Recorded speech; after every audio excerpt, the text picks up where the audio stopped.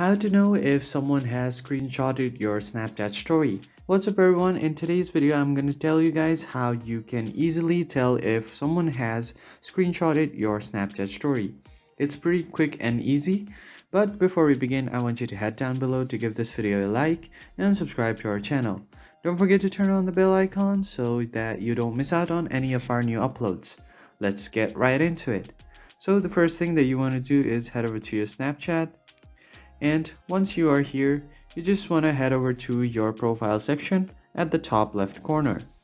As you can see, I am here on my profile, and once you are on your profile, you can just view your story right here.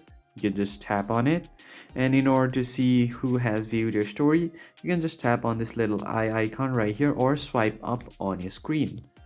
Once you do that, you will see that someone has seen your story, and this is the normal viewer who has not yet screenshotted your story.